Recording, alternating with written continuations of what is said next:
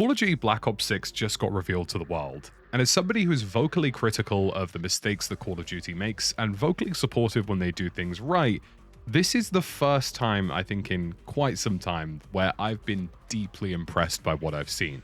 The Black Ops 6 reveal that we had today not only showed me that we're going back to the core foundations that make Call of Duty a solid franchise, a good first-person shooter, and something that people enjoy playing, but they are making the iterational improvements and the incremental improvements as a franchise that I have been asking for years and years. And in this video today, I'm going to be breaking down all of the features coming to this game that are going to propel Call of Duty from being a decent game with potential to really pushing COD into a positive direction. And I'm really excited to show you some of the stuff that these guys are cooking. The first major proponent that stood out to me on the Black Ops 6 reveal is that we're going back to fundamental basics that make Call of Duty enjoyable. For example, we have the return of round-based zombies, which is phenomenal, with 2 brand new maps, and also more maps that will be coming in the future as well. The Gobblegum system is there, the Pack-a-Punch system's there, there's a series of upgrades, challenges, and story arc missions, and you can actually progressively go through the zombies story as you go through those maps with the set characters in the game. The original prestige system that Call of Duty has been iconic for so many years is returning from day one. No longer are we having seasonal prestige systems with waiting around to level up. You can go from the lowest level to the maximum prestige from day one of the game's release, which is absolutely fantastic. And Black Ops 6 is also bringing back traditional 3-lane maps with 16 maps at launch, 12 of them being 6v6 focused, and 4 of them being both 2v2 and 6v6 focused. So let's start with the first thing that blew me out of the water, and this is omnidirectional movement. This means that you can sprint, slide, and dive in any direction in the game whilst moving. And this is going to create some of the most interesting gameplay loops that we have seen in a very long time.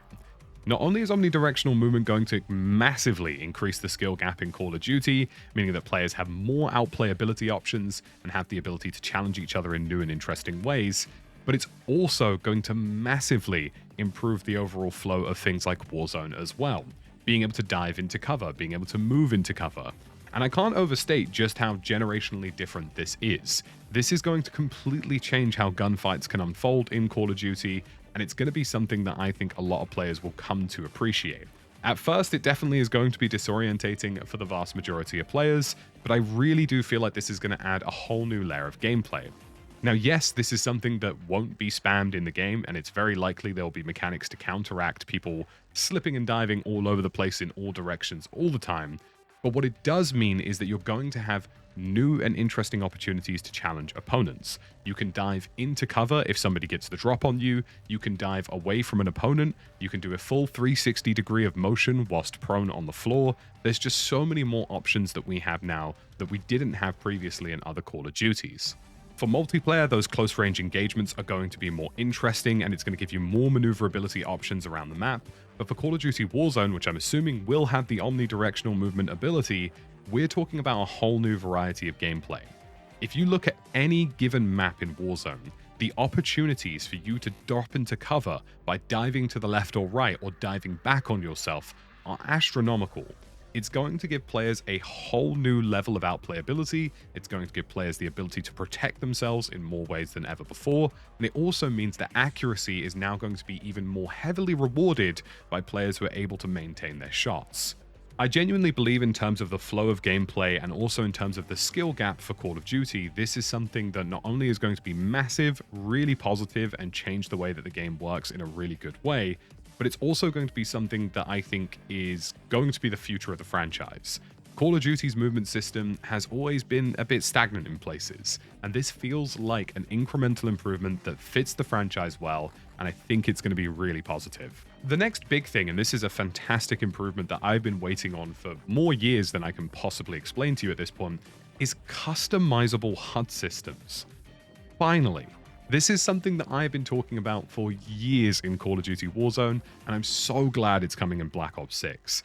There is a lot of HUD clutter that I think lots of us don't necessarily need to be in the game, and every HUD element that is on your screen in Black Ops 6 can be resized or hidden in the game menus, which is phenomenal. So if there's some information that you don't think is stuff that you want to know, like ammunition counts, or information that you want to hide, like the kill feed, or information that's just a bit too jarring and in your way, you can scale those up or down or hide them completely. And if we're lucky, they'll even include the ability to have contextual HUD as well. So if I reload my weapon, maybe the ammo counter appears for 1 or 2 seconds and then disappears. I am someone who often finds the HUD in Warzone and Black Ops and generally multiplayer in pretty much all facets of Call of Duty extremely distracting because lots of it is a lot bigger than it needs to be. And being able to scale all of this down and move it around your screen so that more things that you want attention on are within your peripheral vision is going to be fantastic. It's a really great quality of life change, and I couldn't be happier to see it coming in Black Ops 6.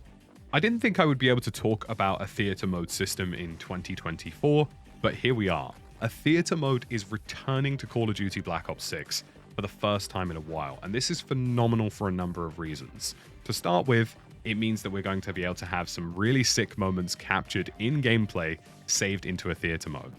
Something I didn't really talk about with the omnidirectional movement, which we definitely should talk about now, is that both in Black Ops 6 and hopefully in Warzone, we're going to see some of those moments that we've been missing since Verdansk. Those action-packed, wow, look what I just managed to do moment that was completely insane. You know, being able to dive, being able to slide and move in all of these various directions, and combining that with a theater mode in Black Ops 6 is going to be crazy. We're talking about the return of things like sniper montages, or showing your friends a randomly cool clip you hit, a random throwing axe you got across map. Seeing all of those fantastic moments ingrained into the gameplay is going to be huge. I would love this to come to Warzone. I'm not sure if it is. I'm pretty sure this is just going to be a Black Ops 6 multiplayer feature for now, because it is very technically challenging to achieve these things, and I appreciate that that's difficult. But if it did come to Warzone, wow. And on top of that, as a side note, this is also going to be really helpful for Call of Duty's anti-cheat, because theater mode effectively captures everything, and it's going to allow players in the game to make more reliable reports on opponents if they feel that they might be cheating. So all in all, a fantastic win across the board. More content creation, more cool moments with your friends being saved, more action-packed elements, and also improving the reporting system in-game. Another random little side note, the actual HUD and UI interface for the game is also being overhauled, and for those of you who haven't enjoyed the current menu system, which to me has been an absolute nightmare, that is changing as well. We're going to be seeing a complete HUD change and UI overhaul. Now, we're talking about two separate things here. The HUD in-game is now customizable. The actual UI for the game, like your menus, your customization options, stats, things like that, and the social menu is also changing, which is really great to see. I think most people haven't really enjoyed the last few years of the UI, and it's nice to see that feedback being taken on board. There were a few other really important things that they've added to the game. For example, they've added a contextual movement system in terms of how you actually interact with your world surroundings. So you're going to have the ability to toggle off and on movement options that will automatically apply in game. Now, you can think of this as like automated tack sprint, but for other movement options in game, like slide canceling or sliding around corners or sliding under certain objects.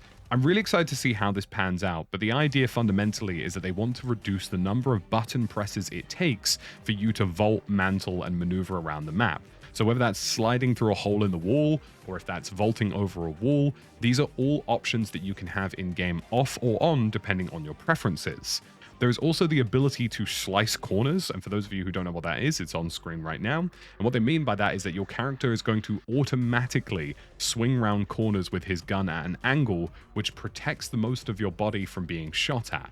This is really cool to see. It's entirely contextual as well. You don't need to do anything or press any buttons yourself, and there probably will be some options for this as well. Call of Duty has also talked about there being 9 body part systems in terms of how automatic ragdoll effects are played in game. So if a player's shot in the leg, it's going to look different as to if they get shot in the shoulder, and there's going to be different bespoke animations that play depending on how you take on your opponent. That's really interesting to see. I think that's something that could also apply hopefully to the damage model of the game, because I for one would welcome seeing a damage model in Call of Duty that makes lower extremities far less damaging. We don't know if that's going to be the case, but it's just something that's on the radar. Speaking of which, Call of Duty Black Ops 6 is going to be integrating with Warzone, and Modern Warfare 2 and Modern Warfare 3 content will still be available in Warzone, but won't be available in Black Ops 6's premium experience. Now, I honestly feel as though they should just flip the switch and get rid of all of the content and just start fresh with Black Ops 6 in Warzone, but that content is here to stay within the Battle Royale element. But in terms of the premium product itself, that is changing. We also have the return of an attachment system in Warzone that's similar to the Gunsmith, but there will be more options in terms of the attachments, and will also be a wildcard option, which many of you will remember from previous Black Ops options, to gain more attachments on your weapon. More is going to be revealed in terms of multiplayer and Warzone in August when Call of Duty Next takes place at the end of that month, which I'm very interested to see in terms of what happens, what's going to change, how things are going to pan out, and hopefully, fingers crossed, I will also be there too.